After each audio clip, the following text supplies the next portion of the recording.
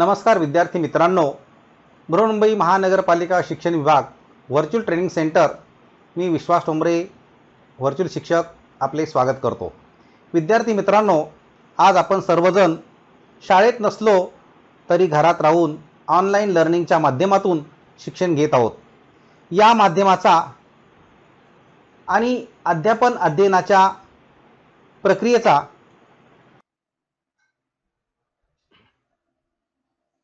आज आपण इयत्ता चौथी, आपला विषय आहे बालभारती, म्हणजे आपली भाषा जी आपण बोलतो ती आपली मातृभाषा। या मातृभाषेमध्ये आपला आजचा जो आपला घटक आहे त्या घटकाचं नाव आहे चवदार तळ्याचे पाणी। आता हा जो घटक आहे ही खरी म्हणजे आपली कविता आहे। चवदार तळ्याचे पाणी ही कविता आहे। आता या कवितेमध्ये चवदार तळ्याचे पाणी या कवितेत काय सांगितले, कवयित्रीने या चवदार तळ्याच्या पाण्यामध्ये पाणी ही जी कविता लिहिली गेली त्या पाण्याचं महत्त्व काय आहे हे त्यांनी या कवितेमध्ये लिहिलेलं आहे। खरं म्हणजे चवदार तळ्याचं पाणी, या चवदार तळ्याच्या पाण्याचा खूप मोठा इतिहास आहे। तो इतिहास जर आपण वाचला तर आपल्या डोळ्यामध्ये खरोखरच अश्रू आल्याशिवाय राहणार नाही। अशी परिस्थिती या चवदार तळ्याच्या पाण्यासाठी निर्माण झाली होती। या चवदार तळ्याच्या पाण्याच्या संदर्भात डॉक्टर बाबासाहेब आंबेडकर यांनी जो काही सत्याग्रह केलेला आहे तो सत्याग्रह अतिशय महत्त्वाचा सत्याग्रह ठरलेला आहे। मग कोणत्या ठिकाणी हा सत्याग्रह केला? कोकण म्हटलं तर आपल्याला समुद्रकिनारा आठवतो। मग या कोकणातील महाड नावाचं हे गाव आहे। गाव म्हणजे शहर की ज्या ठिकाणी नगरपालिका आहे। कारण त्या काळामध्ये बाबासाहेबांनी कोकणातील महाड हे गावच निवडलेलं होतं। त्या ठिकाणी जो काही समाजातील भेदभाव होता तो भेदभाव दूर करायचं काम त्यांनी केलेलं होतं। यासाठी त्यांनी त्या ठिकाणचे स्थानिक जे होते त्यामध्ये अ.व. चित्रे, गण सहस्त्रबुद्धे, सुरेंद्रनाथ टिपणीस हे त्या महाड नगरपालिकेचे प्रमुख होते। 1927 साली सुरेंद्रनाथ टिपणीसांनी नगरपालिकेचा प्रमुख म्हणून सर्व सरकारी संपत्ती सार्वजनिक ठिकाणी अस्पृश्यांसाठी खुली केली होती।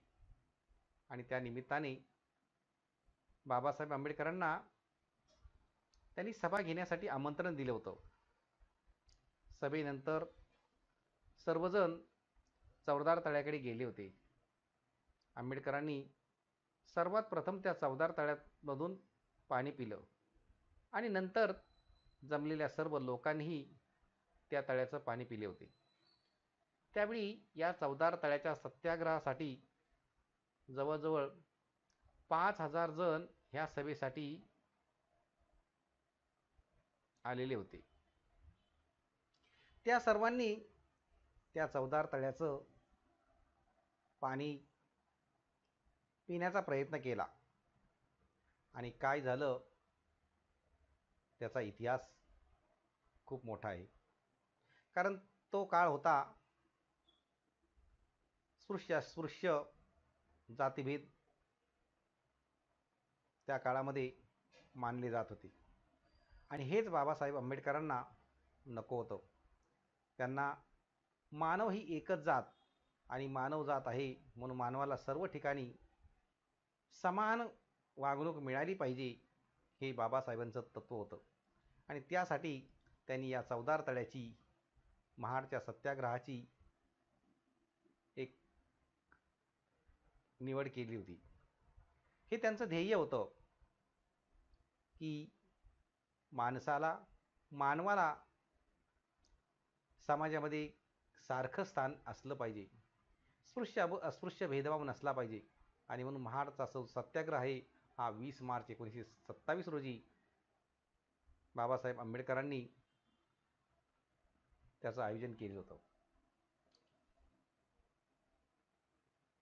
रायगड जिल्ह्यातील महाड हे शहर 14 तळं हे सार्वजनिक तळं, परंतु यासाठी 20 मार्च हा दिवस सत्याग्रहासाठी निवडला गेला. 20 मार्च हा दिवस सामाजिक सबलीकरण दिन म्हणून सुद्धा भारतात आता साजरा केला जातोय. कारण हे आंबेडकरांच्या नेतृत्वाखाली लोकांनी मोठ्या संख्येने येऊन केलेली ही पहिली सामायिक कृती होती. या सत्याग्रहास महाडचा सत्याग्रह म्हणतात. या सत्याग्रहास चवदार तळ्याचा सत्याग्रह सुद्धा म्हणतात.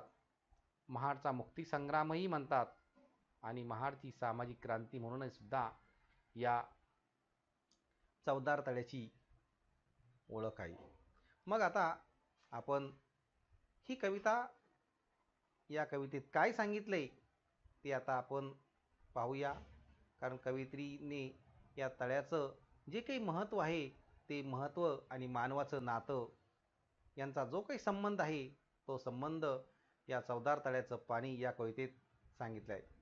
मग त्या काय म्हणतात?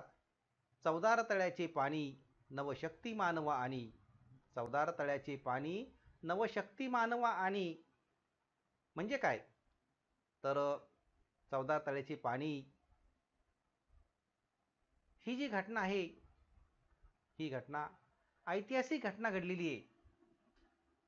कारण या पाण्यासाठी खूप मोठा सत्याग्रह करावा लागला आणि म्हणून मानवासाठी चवदार तळ्याचं पाणी ही एक आदर्श अशी घटना होऊन गेलेली आहे. ज्या घटनेमुळे समाजातील स्पृश्य अस्पृश्य भेदभाव मिटवण्यासाठी एक मार्ग यशस्वी ठरला आहे आणि दीनदुबळ्यांना त्यातून शक्ती मिळाली आहे. आणि म्हणून कवयित्री म्हणतात, चवदार तळ्याचे पाणी नवशक्ती मानवा आणि, चवदार तळ्याचे पाणी नवशक्ती मानवा आणि. पुढे काय म्हणतात त्या? या शक्ती मागे मूर्ती भीम काय देई स्फूर्ती, या शक्ती मागे मूर्ती भीम काय देई स्फूर्ती, जणू मुक्यास दिदली वाणी चवदार तळ्याचे पाणी, जणू मुक्यास दिदली वाणी चवदार तळ्याचे पाणी. बघा या कडव्यामध्ये कवीने काय किती मोठा अर्थ दाखवून दिलाय की ही जी शक्ती आहे या शक्तीमागे कोण आहे हे आपल्याला ठाऊक आहे का? या शक्तीमागे आहे डॉक्टर बाबासाहेब आंबेडकर, म्हणजेच भीमराव आंबेडकर यांचा या शक्तीमध्ये सिंहाचा वाटा आहे. कारण त्यांनी माणसातील मुकेपणासाठी जो आहे त्याला वाचा फोडण्याचं काम केलेलं आहे. आणि म्हणून या चवदार तळ्याचं पाणी ही खरोखर एक प्रेरणा देणारी घटना होती. आणि ही घटना सर्व मानव जातीचं म्हणजेच जो अस्पृश्य समाज होता, जो पिढ्यानपिढ्या मागे राहिलेला होता, या समाजासाठी खरोखर ही घटना एक प्रेरणादायी घटना होती. म्हणून बाबासाहेब आंबेडकरांनी ह्या चवदार तळ्याचा सत्याग्रहाचा मार्ग निवडलेला आहे. म्हणून कवीने सुद्धा त्यामध्ये अगदी भरभरून लिहिलेलं आहे, या शक्ती मागे मूर्ती भीम काय देई स्फूर्ती, जणू मुक्यास दिली वाणी चवदार तळ्याचे पाणी. बघा किती छान या कवित्रीने लिहिलेलं आहे. आणखी पुढच्या कडव्यात कवित्री काय म्हणते? तेजाब जलाचे झाले दीनांना प्रेरित केले, तेजाब जलाचे झाले दीनांना प्रेरित केले, अन्यायासाठी लढुनी नवशक्ती मानवा आणि, अन्यायासाठी लढुनी नवशक्ती मानवा आणि. म्हणजे ह्या शब्दांचा जर आपण अर्थ पाहिला तर खूप मोठा अर्थ होऊ शकतो. बघा तेजाब शब्द आपण ऐकला असेल कधी. कारण तेजाब शब्द हा अतिशय भयानक म्हणजे एक असा शब्द आहे की तो ऐकल्यानंतर अगदी वेगळं काहीतरी वाटतं. जसं या तेजाब शब्दाचा अर्थही सांगितला गेला आहे की एक प्रकारचं ते एक रसायन आहे खरं म्हणजे. असं रसायन आहे की जे अंगावर पडलं की आपण म्हणजे भाजून निघू शकतं. ज्याला ॲसिड म्हटलं गेले, ॲसिड जे काही ॲसिड आहे, सल्फ्युरिक ॲसिड वगैरे, हे जर अंगावर पडलं ती खरोखर भाजून निघतं. आणि म्हणून या चवदार तळ्याच्या पाण्याला एक उपमा सुद्धा दिली गेली की या चवदार तळ्याचे पाणी एक ते पाणी जसं तेजाबसारखं जल झालेलं आहे की जे अंगावर पडलं तर भाजून निघतं. याचा अर्थ काय? अंगावर पडलं तर भाजून निघतं याचा अर्थ आहे की त्या ठिकाणी गेलेले जे काही अनुयायी होते त्यांना त्या चवदार पाण्यासाठी जो काही लढा द्यावा लागला, तो लढा अतिशय कठीण अशा प्रकारचा होता. कारण त्या ठिकाणी त्या तळ्यावर जनावरं जात होती, परंतु माणसांना जाण्यासाठी मज्जाव करण्यात आला होता. म्हणजे अशी परिस्थिती या चवदार तळ्याची होती. म्हणजे या आपल्या समाजामध्ये जो काही भेदभाव होता, तो भेदभाव यातून स्पष्ट झालेला आहे. म्हणजेच कवयित्री म्हणते की तेजाब जलाचे झाले, दीनांना प्रेरित केले, अन्यायासाठी लढणी नवशक्ती मानवा आणि. ही दीनांना प्रेरित करण्याचं काम कोणी केलंय?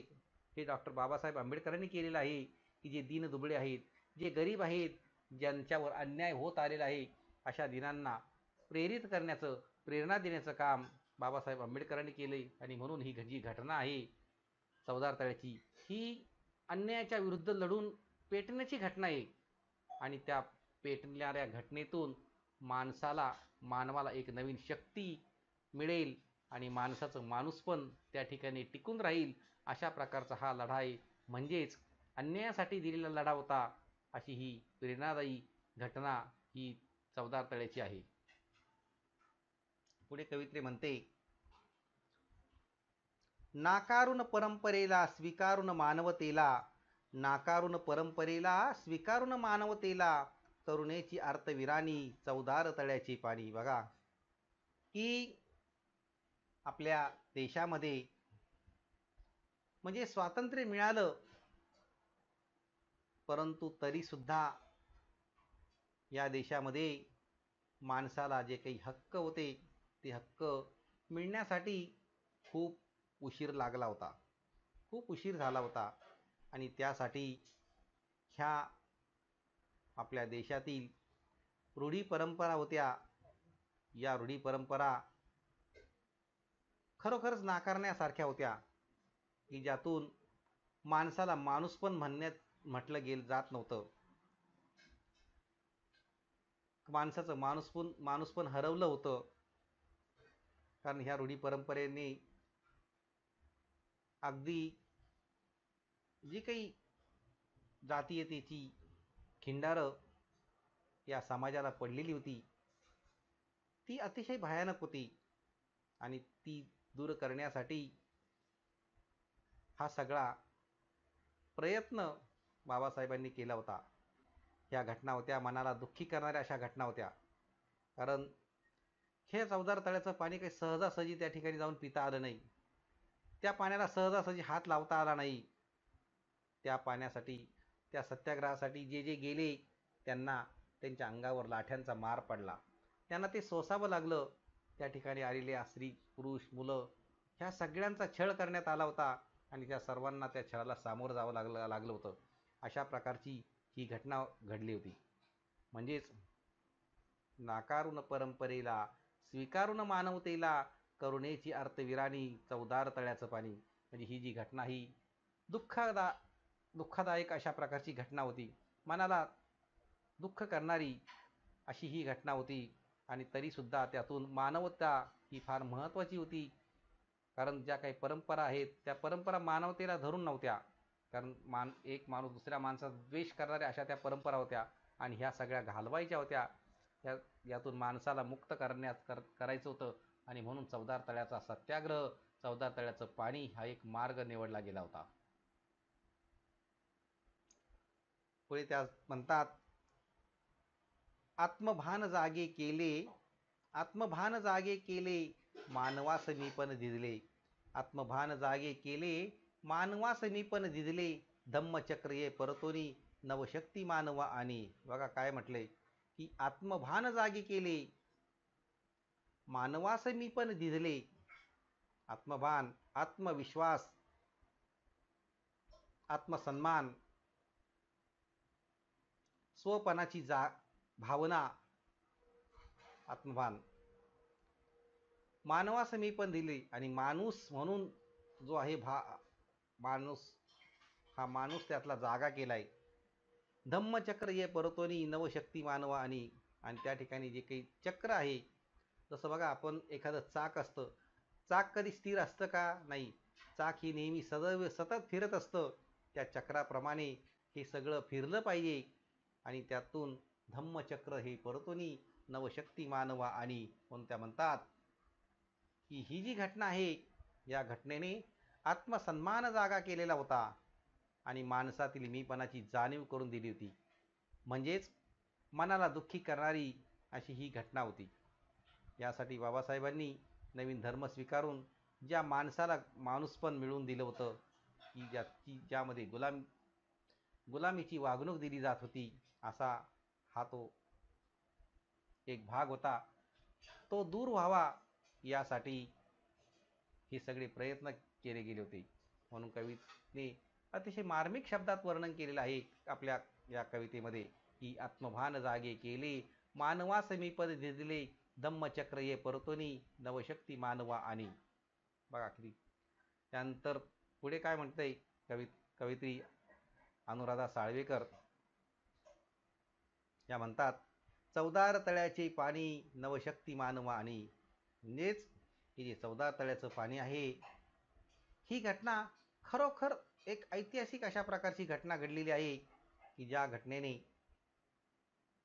माणूस पेटून उठलाय. दिनदुबळा माणूस पेटून उठलाय.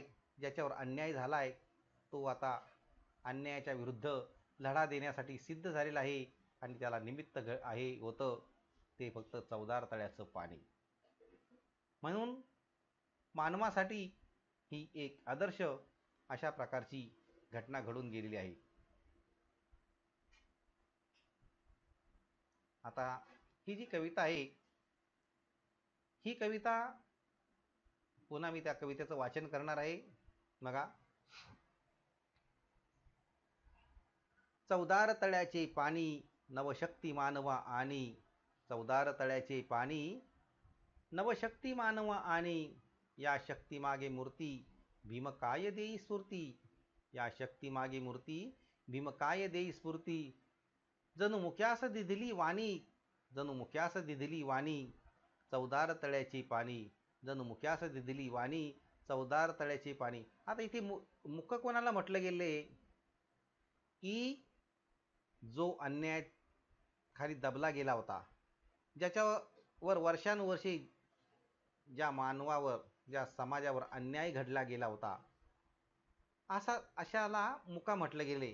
कारण कुणाच्या विरुद्ध बोलण्याची हिंमत नव्हती, कुणाच्या विरुद्ध बोलण्याची हिंमत नव्हती, म्हणून त्याला मुका सुद्धा म्हटलं गेले. म्हणून म्हणतात की या शक्तीमागे मूर्ती भीम काय देई स्फूर्ती.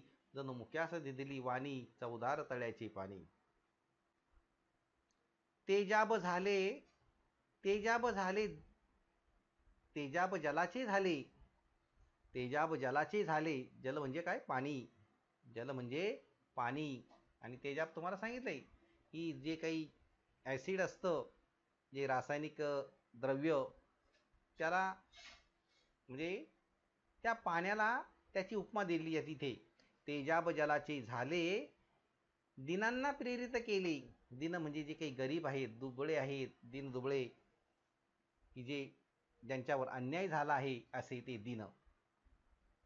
अन्यायासाठी लढणी नवशक्ती मानवा. आणि अन्यायासाठी लढणी नवशक्ती मानवा. आणि म्हणून तेजाब जलाचे झाले, दीनांना प्रेरित केले, अन्यायासाठी लढणी नवशक्ती मानवा. आणि पुढे कवयित्री अनुराधा साळवेकर म्हणतायत, नाकारून परंपरेला, नाकारून परंपरेला, स्वीकारून मानवतेला, नाकारून परंपरेला, स्वीकारून मानवतेला, करुणेची अर्थविराणी, चवदार तळ्याचे पाणी. करुणेची अर्थविराणी, चवदार तळ्याचे पाणी. आत्मभान जागे केले, आत्मभान जागे केले मानवास मी पण दिधले. आत्मभान जागे केले मानवास मी पण दिधले. धम्मचक्र ये परतोनी, धम्मचक्र ये परतोनी, नवशक्ती मानवा आणि. धम्मचक्र ये परतोनी, नवशक्ती मानवा आणि. चवदार तळ्याचे पाणी, नवशक्ती मानवा आणि. चवदार तळ्याचे पाणी, नवशक्ती मानवा आणि. असं या कवयित्री अनुराधा साळवेकर यांनी या चवदार तळ्याचं जे काही पाणी आहे, हे पाणी सहजासहजी मिळालेलं नाही. त्यासाठी लढा द्यावा लागला, हे त्या कवितेतून त्यांनी इथे स्पष्ट केलेलं आहे. तर विद्यार्थी मित्रांनो, आपण सुद्धा ही जी कविता आहे, ही कविता बारकाईने वाचा. त्यातला शब्द काय सांगतोय हे तुम्ही लक्षात घ्या आणि या कवितेचं वाचन आहे, पठन आहे, तेही तुम्ही करू शकता. आता ही कविता आपण ऐकूया.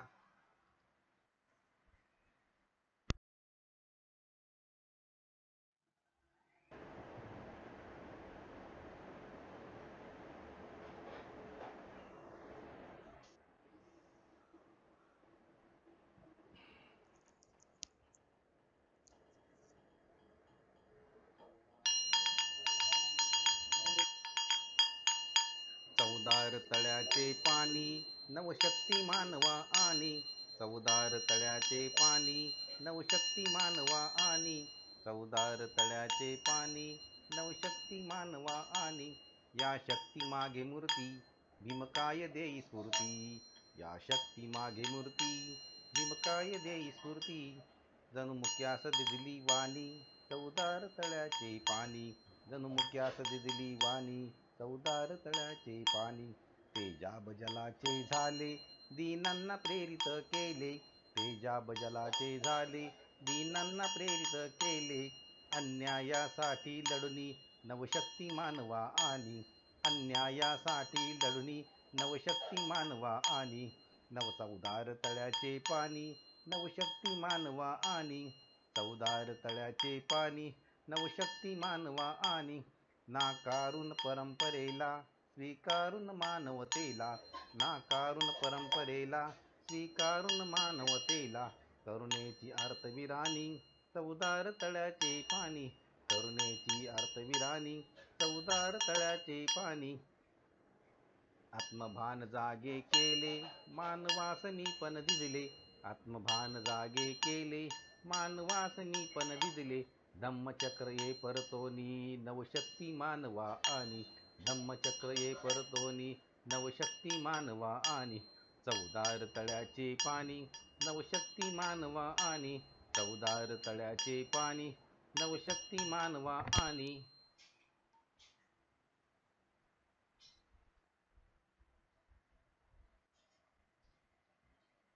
तर अशा प्रकारे या कवितेचं आपण गायनसुद्धा करू शकतो. जी चाल लावली गेली यापेक्षा आपल्याही चाली काही वेगळ्या असू शकतात. आपणही त्याच्या वेगवेगळ्या चाली लावू शकता. इथे काही शब्दार्थ दिले होते बघा. तसं दिधली, दिधली म्हणजे दिली. कवितेमध्ये शब्द होता दिधली म्हणजे दिली. आणखी एक शब्द होता तेजाब.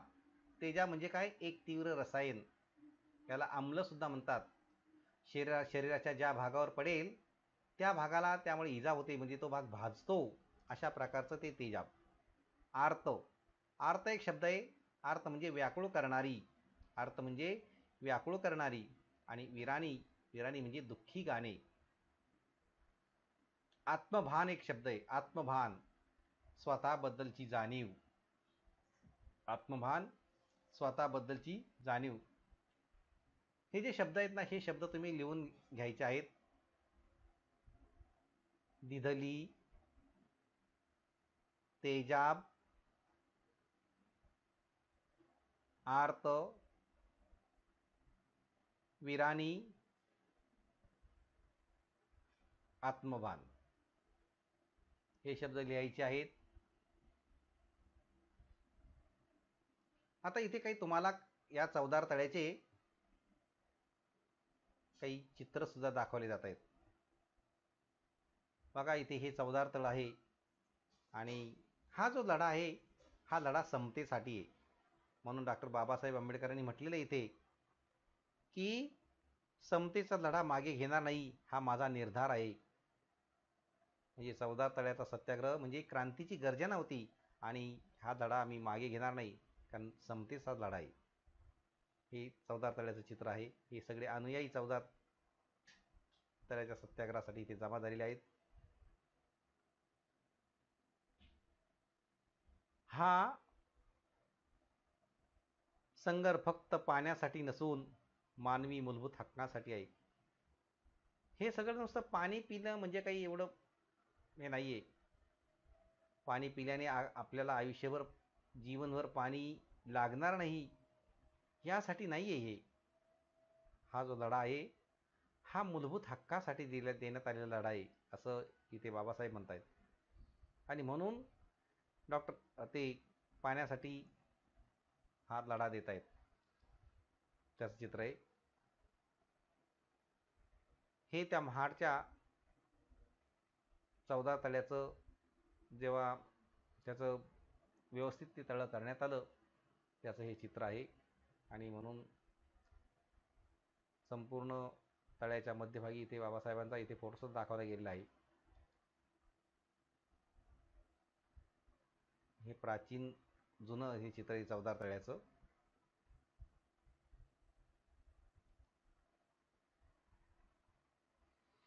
या चवदार तळ्याच्या सत्याग्रहाच्या निमित्ताने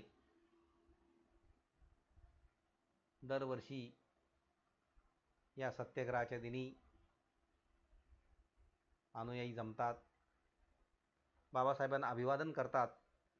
असा हा फोटो या ठिकाणी तुमच्या समोर दाखवला गेलेला आहे.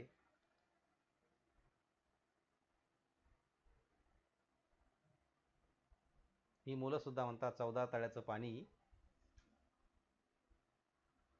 काय देऊन गेले आम्हाला, समतेचा एक संदेश, समतेसाठी देण्यात आलेला लढा, असं ही मुलं म्हणतात.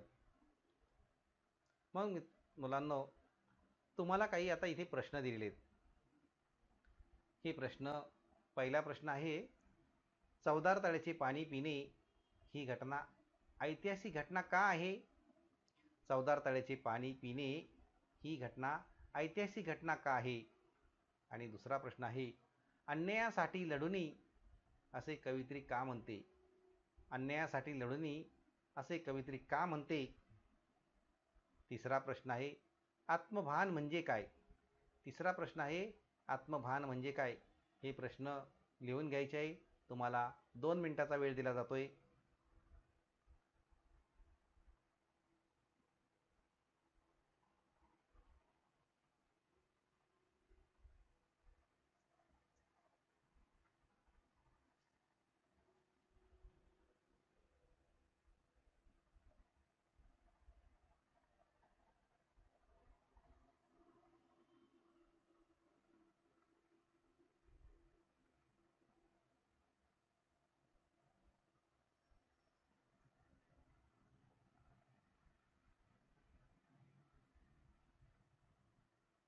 ठीक आहे. हे प्रश्न तुमचे लिहून झाले. या घटकाची बरीचशी माहिती देण्याचा प्रयत्न करण्यात आलेला आहे. आपणही या घटकाचे व पाठाचे वाचन करायचे आहे आणि पाठ्यपुस्तकात दिलेले जे प्रश्न आहेत त्या प्रश्नांची उत्तरं सोडवायची आहेत. त्याचबरोबर आपल्याला मी काही प्रश्नसुद्धा दिलेले आहेत, ते प्रश्नसुद्धा आपण सोडवायचे आहेत. आणि याबरोबरच या पाठाच्या आपल्या प्रतिक्रिया आपण बृहन्मुंबई महानगरपालिकेच्या यूट्यूब चॅनलवर जरूर कळवायच्या आहेत. धन्यवाद.